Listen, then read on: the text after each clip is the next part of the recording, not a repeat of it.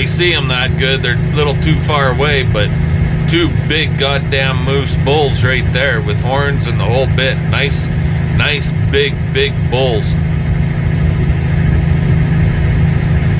Yeah, wouldn't you guess it, right? Tristan, get your gun out here. You still got a tag to fill. They're getting closer. Anyway, what are we doing, guys? Well, we're in Little Blue.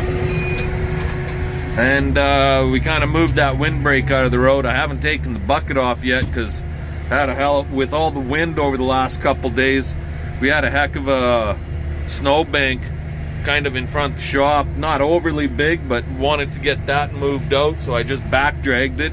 Then we had a heck of a snowbank right here. It always piles right here. Pushed that out. It's in the driveway now. I got to push it out more. I want to back drag the snow out of our parking area for where CP parks her truck, because with my truck there and the wind over the last couple days, we got a heck of a snowbank right here. So just get some of this snow the hell out of the road, and then we'll switch buckets around and put the spear on so we could feed cows. And once that's done, we'll get started on rebuilding that goddamn loader arms on Big Blue. So I want to get to work at moving this snow more, and we'll talk to you guys later. Alrighty guys, so this is repair of a 845 TL New Holland loader, and you guys saw from my previous video what it looked like. We almost got her back together. This fucking thing was broke before. And you see here, it's rusty in there, so it's been broke for quite a while and we never noticed it. And if you look on the other side,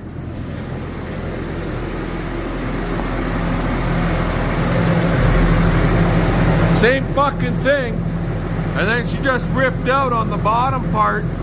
But over here, they basically never even had any penetration on the steel to the weld. So right on the weld is where it fucking broke. And when we get this put back together, we're getting lucky just by putting down pressure and a little bit of tilt pressure. And with the blocking right there on the cylinder and one on the other side, it's coming into place actually pretty much all by itself. But we got to be very careful so we don't snag these hydraulic fittings and rip them out and fuck it up. Kind of caught one already and bent it ever so slightly right there. Caught the very top edge of it as it was coming into position. But anyway, we gotta do it a little bit more. So my tractor operator's playing with the dog. I need you to put more down pressure. See if we can get that to come in together. Well, it's going, but we got to do it very slowly. CP and I have been monkeying with this for the past, how long? Half hour, 45 minutes, just to tilt it and try and get it to come into position.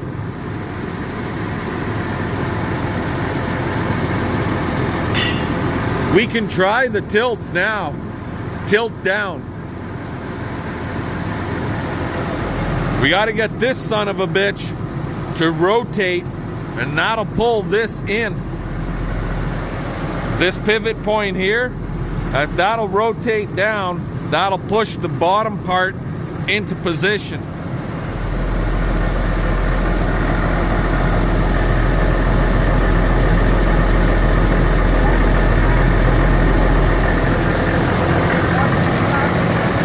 Yeah.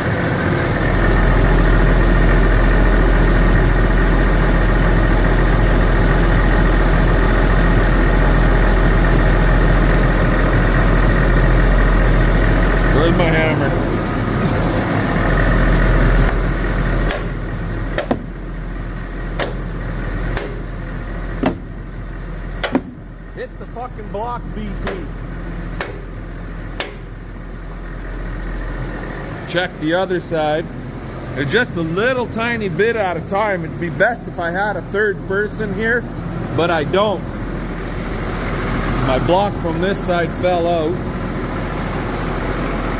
So we'll just grab another friggin' piece of scrap. Garbage blocking. Something like that, maybe. Too big.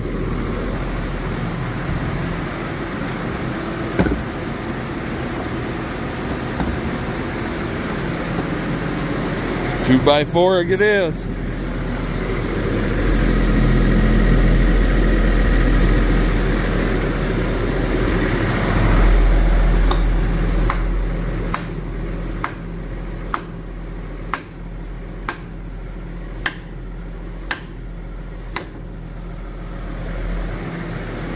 Now for down pressure.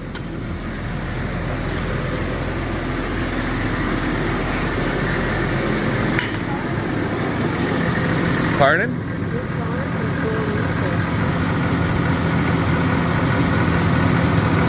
Well, let's just give it some down pressure and see what happens.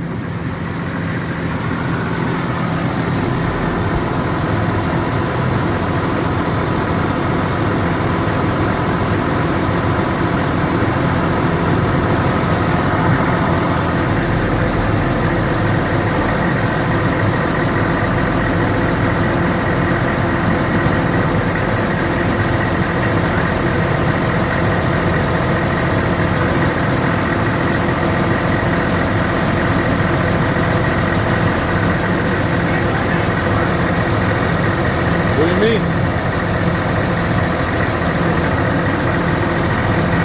That's it?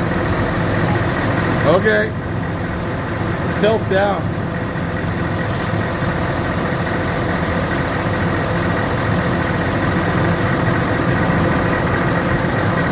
Son of a bitch. We got half an inch to go and she doesn't want to come into position. Motherfucker.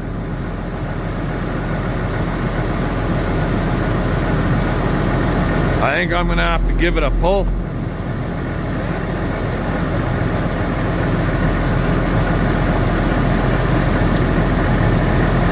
Gonna have to give it a pull. We'll bring you guys back. Alrighty guys, well after screwing around and screwing around and screwing around some more, CP and I managed to get this side, the top is right where we needed it to be. It's in tight. You can see that up inside there, it's tight. So then I gave it a couple of zaps down the side. I actually cut some of this out in here. And I got a tack weld in here. Threw a couple of tack welds on the other side. The reason this looks so shitty here is because I went with the torch and to burn the paint off. And then on the other side, if I crawl up my ladder, again, maybe I could show you. Oh.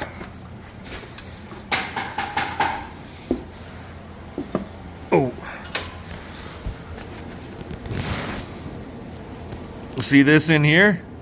See that line? None of that fucking weld is even attached to the fucking loader frame. See that? So it's to be expected that son of a bitch is all gonna break and fall apart. But I did get some tacks in here also. Down there, up here. And because our loader was in the dirt part, we were able to get that side in, but this side wasn't coming into position. So then we had to monkey around with it some more. And my biggest concern here is to get the top in position. The bottom is in where we need it to be here, but we were having trouble with the top. Now I got the top in. We threw a block under it and tilted it all the way up, and that brought the top into position. So now I'm gonna V this out here, all through here with the grinder, And I'll tack this up good and solid. Same on the other side. Like right in through here. We'll V it out. And then tack this. Same on the other side. And then we're gonna have to take the loader off the tractor so I can really weld it up good and solid. Now I wanted to show you guys, you see how this is here? You just had this little tiny gusset right here at an angle, right? Kind of chicken shit if you ask me. Now, on Little Blue, I want to take you outside. What's wrong? She's in cleaning mode again. Every time she's in the shop with me for any... You want this left open? No. No?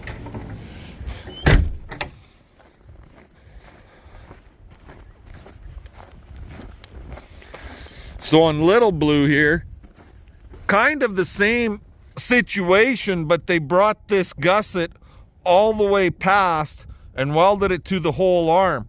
They didn't cut it and cut it back sharp like this here, like the other one. They brought it all the way back, and this piece is inside this piece by, well, about 2.5 inches, about to here. Where on Big Blue, it's only in there on the bottom by like 1 inch. So this guy's gusseted a lot better than the other one. Don't ask me why, just different loader. This is an 860 TL. It's actually a heavier loader than the other one. How about that? Smaller tractor, and it's by the number. That's an 860 where the other one's an 845. So I should take the loader off this guy and put it on the other one because it's a heavier built loader. But that's the difference. Are you having fun? You look impressed.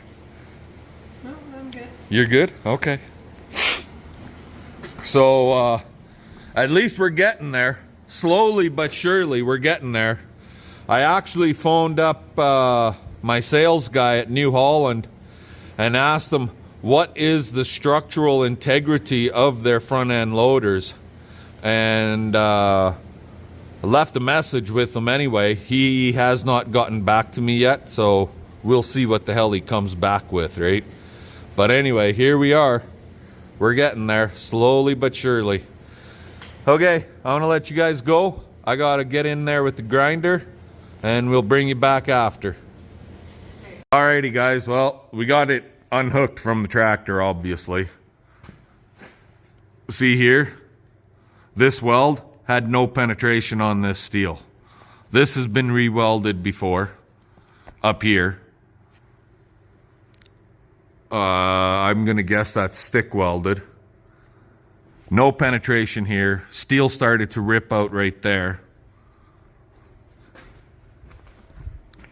Over here, look at this.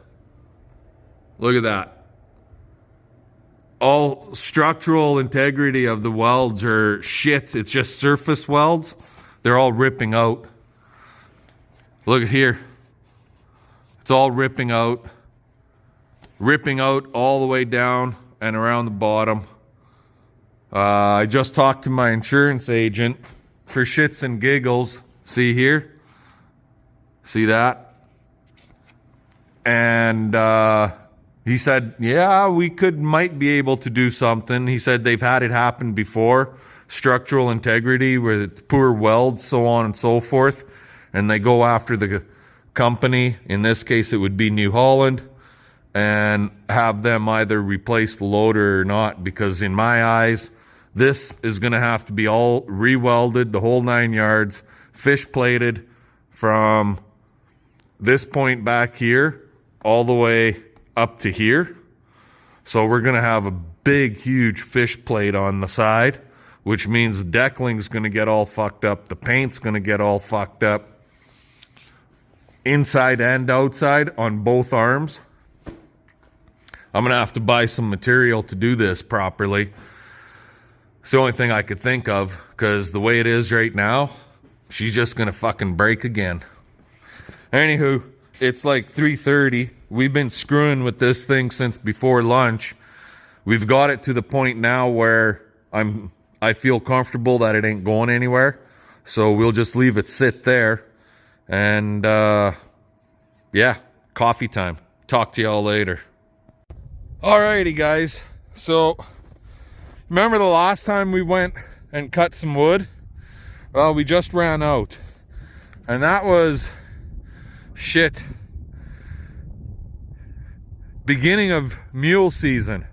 Actually, I think mule deer season started like 2 days after we cut wood. Or something like that.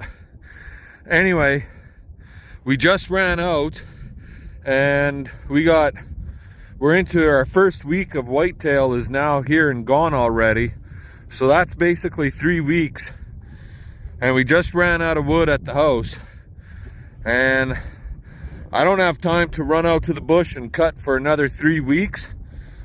So we have this wood that it's been piled here all summer. Lots of it was brought here standing dead. So I just cut up some to last us for the next couple, 2-3 days type of thing. I gotta split this stuff right here. And then once this is all split, I'll go to the shop and start welding more on that goddamn front end loader. Talk to my insurance company. They're saying that they can send their guy out and we could put a claim in, because this is probably gonna end up costing us, by the time I'm done, if I put a dollar figure on it, she's gonna be somewhere around a 2 to 3, possibly even as high as $4,000 if I was to have it painted and replace all the decals, so on and so forth. But I don't think we're going to be going that route. Anyways, long story short, I got to get this wood, these 4 or 5 pieces split up, get them on the tailgate, and I got to get back in that shop. I'll bring you guys back after. Alrighty guys, so here's where we're at now. Obviously, like again, the loader is off the tractor. So welded that all up. I still have to get a weld in here, right here.